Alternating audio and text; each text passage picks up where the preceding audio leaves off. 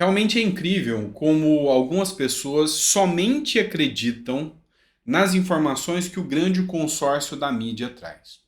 Eu já venho falando já há 3 semanas, que existe uma queda de braço entre Lira e Pacheco, o presidente da Câmara dos Deputados e o presidente do Senado. E que no meio dessa queda de braço, quando a porrada começar, quem vai levar a primeira pancada não é nenhum dos dois, é o próprio Lula. Aí teve influenciador de esquerda que veio me criticar, teve um influenciador que veio falar que eu era mentiroso e que falava fake news. Mas é tão bom quando a própria mídia vem e confirma o que eu já tinha alertado há 3 semanas. Queda de braço entre Lira e Pacheco atinge em cheio o governo Lula. E eu vou explicar um pouquinho mais para você sobre isso aqui. Quer dizer, eu vou relembrar aquilo que eu já falei. Seja muito bem-vindo, eu sou o Dr. Sandro Gonçalves, jurista, filósofo político, e é sempre um prazer poder estar aqui com você, discutindo um pouquinho mais sobre política, dando a nossa opinião. Então eu deixo bem claro, esse aqui é um canal de opinião, tá?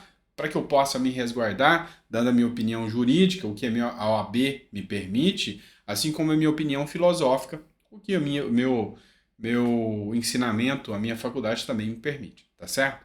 Então, só para deixar bem claro. Bora lá, vamos entender isso aqui. Só antes, se não é inscrito, se inscreva, tá? Eu sou um cara que para no domingo para gravar vídeo para você. Muito normal eu não sou, né? Quem já viu filósofo normal? Isso é difícil de achar. Mas tem uns melhores que outros, isso eu não tenho dúvida. Bora lá, pessoal. A revista Veja trouxe esse editorial aqui.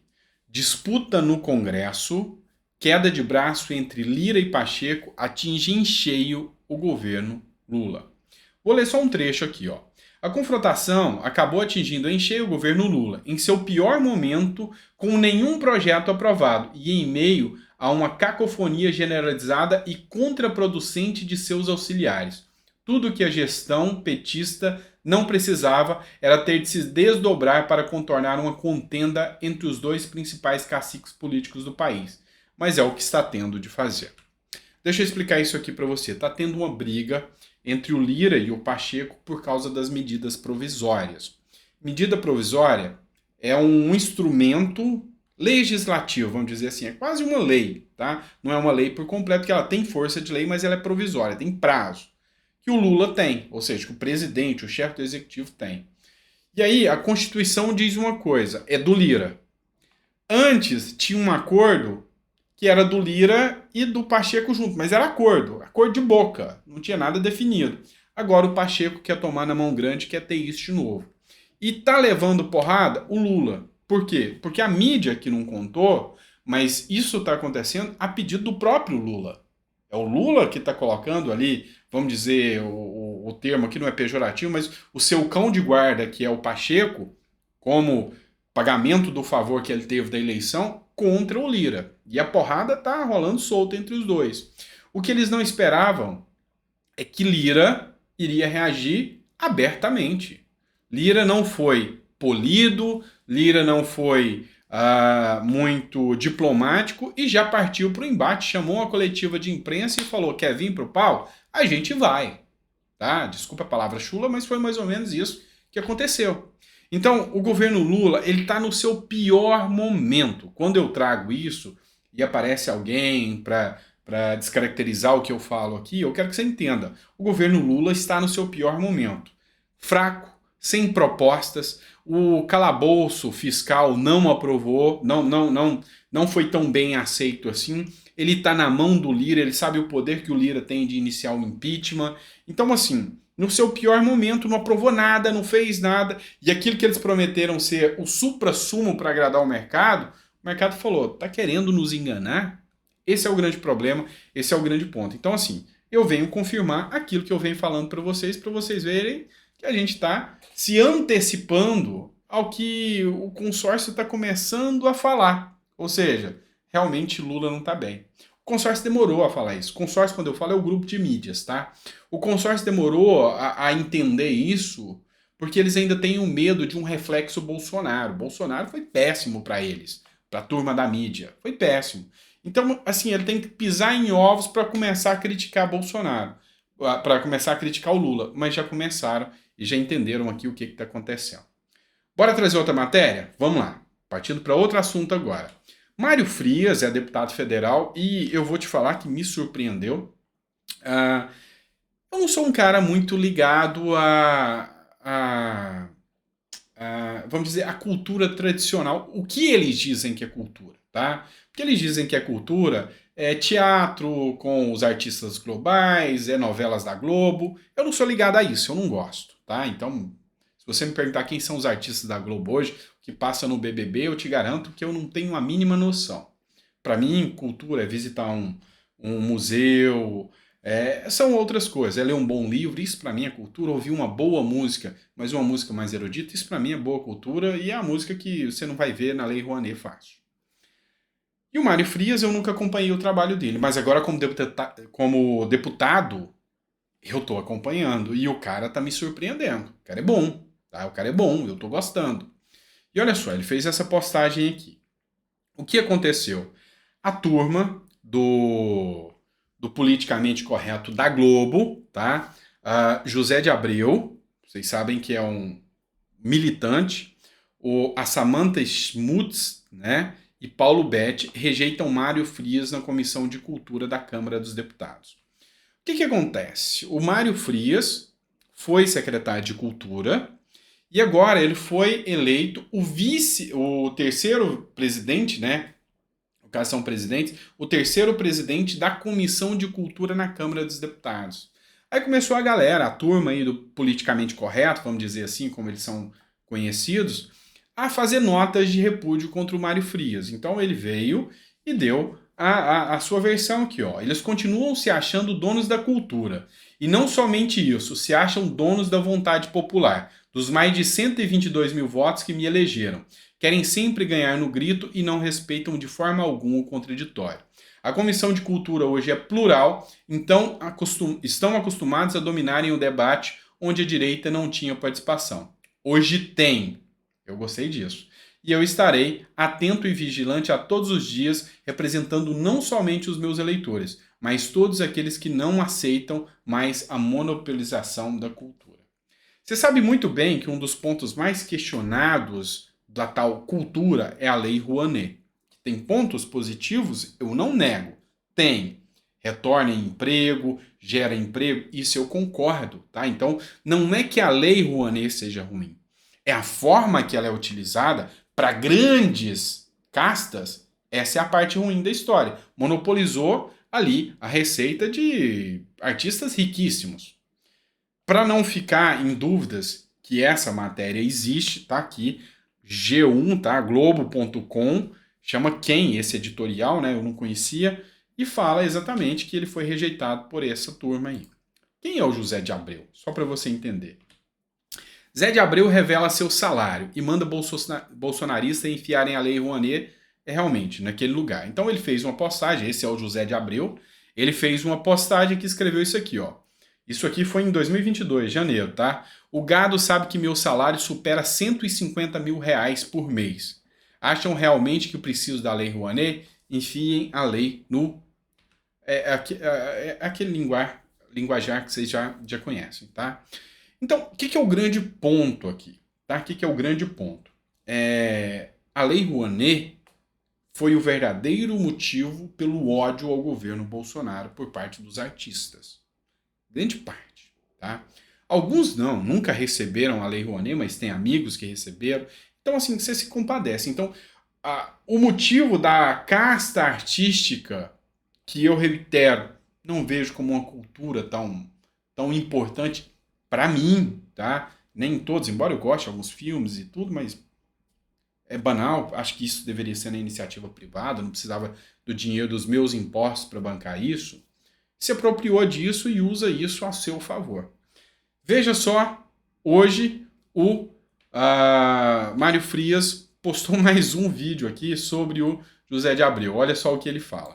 Nos últimos 20 anos, todos os filmes e peças de teatro do Brasil, todos os atores, indiretamente, ganham dinheiro da Lei Rouanet, porque o seu salário é pago não mais pela bilheteria, porque o cinema não dá bilheteria para pagar elenco, e nem a peça às vezes dá. Então, nosso salário vem da Lei Rouanet. Então, assim, há uma contradição aqui, né? Sobre os 150 mil que ele fala ter e sobre o fato de que o salário vem da Lei Rouanet. O que que incomoda o cidadão brasileiro, o gado bolsonarista, como ele chama, né? Os apoiadores do Bolsonaro? O que que incomoda? Incomoda o fato de que ele falou que a bilheteria já não dá mais dinheiro, e se não dá é porque é a lei da demanda e da procura, você tem que entender isso. Se a coisa é boa, você vai. Por exemplo, eu vou num show agora do Engenheiros do Havaí aqui em Ribeirão Preto. Eu tirei R$ 400 do meu bolso e vou lá, porque Engenheiros do Havaí é Engenheiros do Havaí, mas eu não tiraria 50 para ver um teatro, talvez com o Zé de Abreu, nem 30. Então é a lei da demanda e da procura, isso é mercado, Adam Smith, é só dar uma estudada sobre isso, tá? E não precisa pegar a lei Rouanet. Nem sei se o Engenheiros, tá, se pega, mas só para deixar claro para vocês que quando a coisa é boa, o pessoal vai, tá? Só para esclarecer isso aí. Mas o que é o grande ponto aqui? Onde está o incômodo? Esse é o incômodo. Piscina gigante cercada de luxo, essa foi a mansão absurda que Cláudia Raia vendeu por 13 milhões ao Neymar. Então você vê que a Cláudia Raia, e muito bonita por sinal ainda, se a minha mulher ver esse vídeo eu vou apanhar, mas só para deixar claro. Olha a casa, olha a estrutura, olha isso. Então, pessoal, vocês me desculpem, mas quando você sabe que vai 5 milhões para bancar eventos de uma artista dessa, a revolta é factual. Você entende o motivo da revolta. Não é porque é extremista isso ou aquilo, que às vezes não consegue nem se manifestar e expor direito o tamanho da revolta que é você ver uma pessoa, igual o vídeo que eu coloquei ontem que me emocionou, que é o de uma pessoa, sabe, com a doença do suicídio, alguma coisa gravíssima, e a gente vê uma situação como essa. Então, é revoltante. Agora eu vou partir para outro ponto, mas vou tentar ser mais sucinto para o vídeo não ficar longo, tá? Outra matéria agora. Pessoal, dá uma olhada nessa matéria do Terra Brasil Notícias, tá? Se você não conhece essa moça, ela é filósofa, tá? Deixa eu ver se... Não deu para mostrar ela aqui. Ela é filósofa, eu acho que foi candidata também nas eleições, é a Tiburi, tá? A Márcia Tiburi. Você deve lembrar dela, do evento em que ela fala que existe uma lógica no assalto, porque se um cara quer ter uma coisa e o sistema mostra que aquilo é bom, mas não dá para ele, ele vai lá e toma de alguém que tem. Então, para ela, isso é um direito dele. Assim como também o outro petista já falou sobre isso. E eu nunca vou ofender uma colega de trabalho, uma colega que é filósofa também, eu também sou filósofo, mas eu vou discordar dos seus pontos de vista, é claro. Então, para que ninguém fale que isso é uma fake news, está aqui no UOL, na CUT publicado, a lógica do assalto da Márcia Tiburi, onde ela justifica isso aqui. Tá? Então, para não falar que eu estou espalhando mentiras. O que aconteceu? Você deve lembrar de um episódio que aconteceu há muito tempo, de um deputado federal chamado Kim Kataguiri, que é do MBL, onde ele participou de um podcast, né? Aquele sistema que as pessoas ficam batendo papo, conversando. E lá, o Monark falou que ele acha que deveria ter a liberdade de ter um partido nazista no Brasil, o que eu repudio aqui essa fala dele, tá? Deixando muito claro. E ele foi cancelado. E o Kim Kataguiri estava no evento, lá na discussão, ele e a Tabata Amaral, que é de esquerda, e todo mundo voltou seus olhos contra o Kim Kataguiri, pedindo prisão, e a Márcia Tiburi falou que o Kim Kataguiri é nazista. O grande ponto aqui é que o Kim Kataguiri entrou na justiça contra a Márcia Tiburi. E a justiça deu ganho de causa ao Kim Kataguiri e condenou a Márcia Tiburi a indenizá-lo. Posteriormente, a Márcia Tiburi fez uma postagem dizendo que a justiça brasileira é fascista. Tá. Aí é o grande ponto. Nós temos uma pessoa de esquerda atacando a justiça brasileira, uma das instituições que o Alexandre de Moraes manda prender se ver questionamentos, e a partir de agora teve até um comentário que eu achei interessante, quando eu for falar esse nome, né, do ministro, não fale o nome, fale só o ministro, para para se defender. Acho que eu vou começar a fazer isso. Que o ministro do STF determina a prisão de quem ataca as instituições, né? Nesse caso, ela falou que a justiça brasileira é fascista. Não deveria agora haver uma representação no Ministério Público? Não deveria o caso de cortes de redes sociais, suspensão de rede social, talvez prisão, alguma coisa? Não, não. Por quê? Porque ela está na liberdade de expressão. O errado é fazer isso com os outros. Se a justiça acha errado, ou se ela citou alguém diretamente, aí o caso seria ela responder por indenizações de danos morais ou outras pautas que existem já na justiça brasileira. Então o que eu quero deixar claro para vocês, fiz todo esse rodeio aqui, é para mostrar para vocês o seguinte: pau que dá em Chico não dá em Francisco. Ou seja, ela, depois de perder uma ação, chama a justiça de fascista e fica por isso mesmo. Ela que defende a lógica do assalto. E até onde eu sei no Brasil, apologia ao crime também é crime. Se você fala que uma pessoa pode assaltar, sabendo que isso é crime, você não comete um crime? Vamos filosofar sobre isso?